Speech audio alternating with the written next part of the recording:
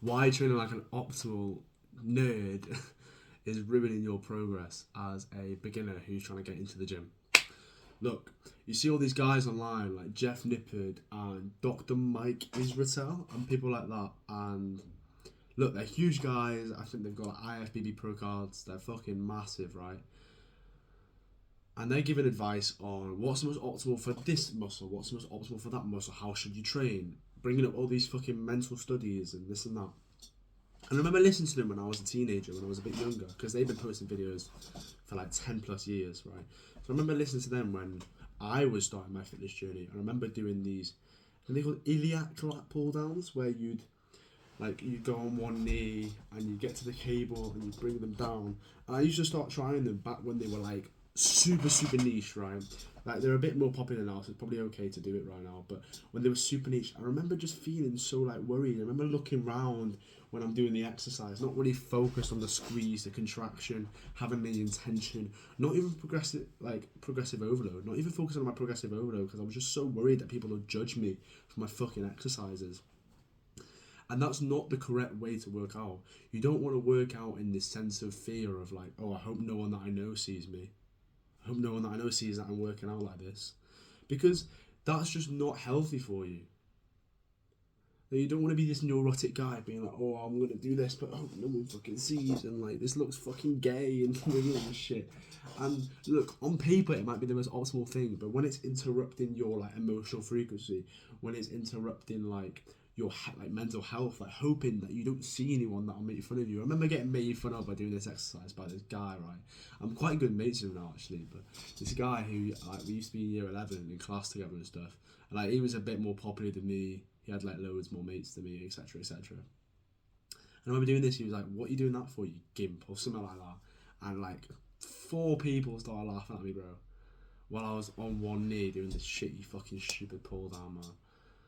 I remember going home just feeling like shit for like days, bro. And like, I was like, damn, I fucking hate.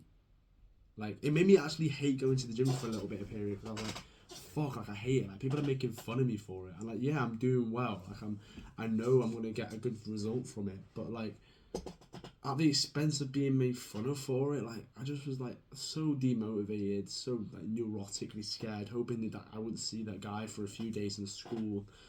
And it just like kind of made me a bit on edge and a bit anxious in my life. And when you feel like that, that's not going to be good for gains.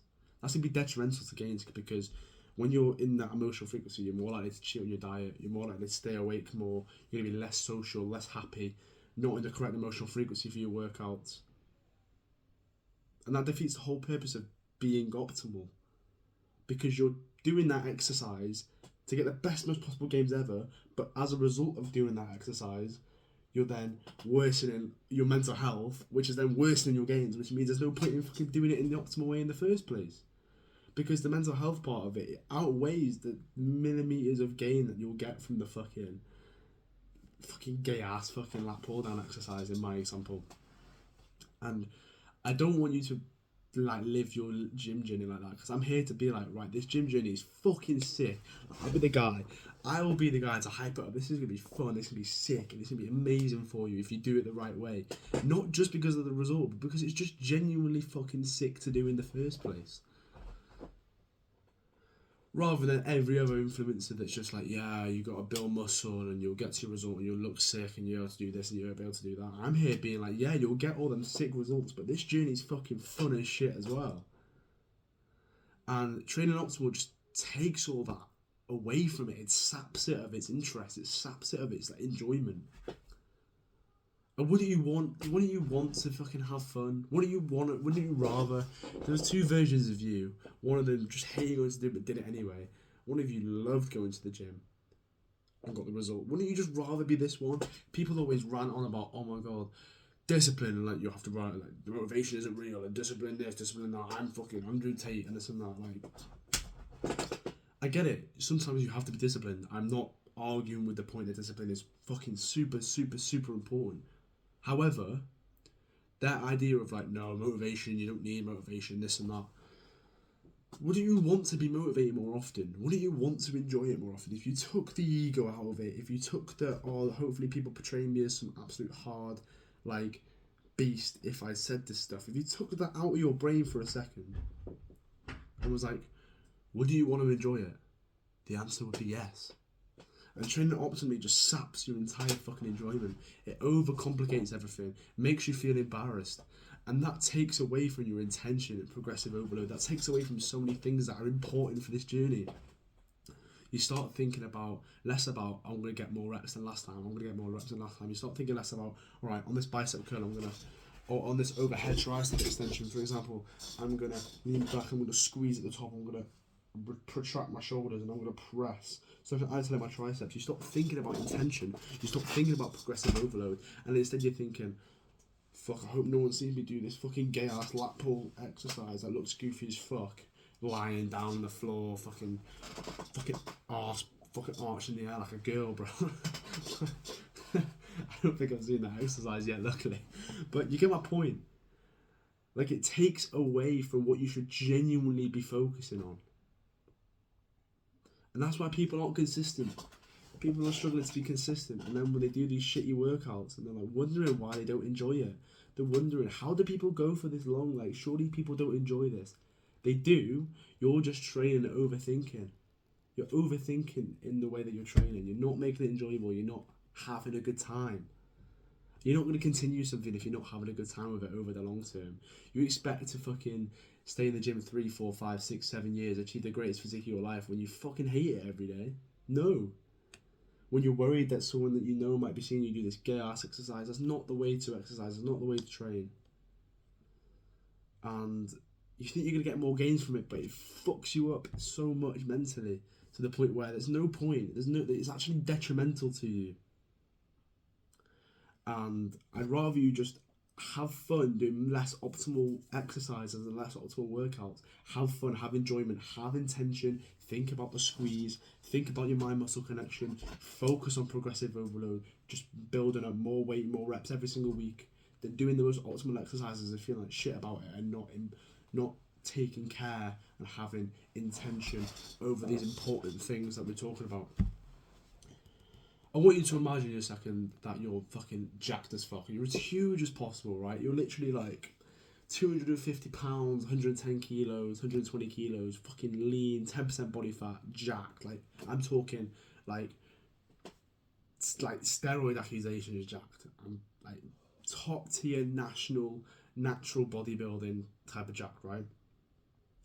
You're not going to go into the fucking workout being like, oh yeah, I'm going to do this exercise because it's the most optimal, because you're already fucking huge. So you're not going to think about, yeah, what's the most optimal so I can do this and do that, because you're already fucking massive, right? You're going to just go in and be like, right, I can't wait to get this workout in today, can't wait to get a nice pump, can't wait to just focus on all these things, get more weight and more reps than last time. That's what he's going to be focusing on. He's going to be focusing on having a good time, because it's having a good time, focusing on the progressive overload, doing the exercises that he enjoys, that has got him there in the first place. People think it's the other way around. People think they've got to be as optimal to a certain point, and then once they get jacked, then they can have fun. But it's not. It's the fact that they've had fun and enjoyed the journey that has got them to the point of being absolutely jacked. And people don't understand this. So when they do the optimal exercises, etc., etc., I'm not hating on these guys that provide this information, because obviously it gets people good results, but it's not going to get you good results when you're worrying about all these different things at the same time. Have you ever seen, for example, have you ever seen C-Bum train, bro? Have you ever seen C-Bum train, right? I watched a video of C-Bum the other day, right? And he was training, and I was just like, he's not doing any of these bullshit exercises. I kind of noticed it intuitively in my mind. He's like, he's not like focusing perfectly on like getting 10-second eccentric, a 2-second pause and a 4-second concentric. He's not focused on that. He's obviously making sure he's at good form. I'm not hating on having good form. Obviously making sure he's training safe, having good form, warming up correctly, all the things that I also advocate for as well. But he's not doing any of the gay shit or the stupid shit. He's just doing generic exercises that are going to build him as much muscle as possible. And that's why he's like the 4-time Mr. Olympia world champion in classic physique. That's why he's a fucking millionaire. He was a millionaire before he had a child, because he just fucking lifted how he wanted to lift, bro. You see all these exercises, bro. Like, you see all these old school bodybuilders, Ronnie Coleman, Jay Cutler, all these old school bodybuilders that trained suboptimally, And you've got fucking skinny guys over here 20 years later going, you're not training correctly, and they'll never reach their peak. They'll never reach the progress that they've got. Yeah, you can argue genetics and that. Genetics do play a part, but that progress that they've achieved is undeniably down to their training. So you can't say, yeah, they're not training optimally, because they've got the best physiques the world has ever fucking seen on a bodybuilding standard. And it's because they trained like they enjoyed it. They had to do it so much that they fucking had to at least like it, because they were doing it that much to the point where it would be unbearable. They wouldn't be able to be that consistent otherwise. You're not a robot. So you stop needing to think like one. You need to understand that your mental health comes into it a lot more. Your ability to stay consistent is not as good as you think it's going to be.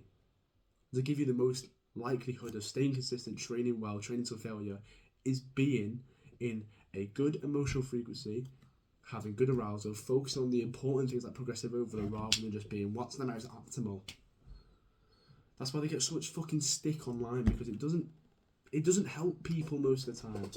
Yeah, it's good to have an optimal exercise here and there. Yeah, it's good to have perfect form, but not when it's ruining your fucking mental health as a result. By all means, you should have great form, by the way. That's not any excuse to form. But when you're doing these gay exercises that makes you worried about going to the gym, bro, it's not worth it. It is not worth it. It's just going to be detrimental to your gains and your progress. So, the moral of the story is just pick an exercise you fucking like.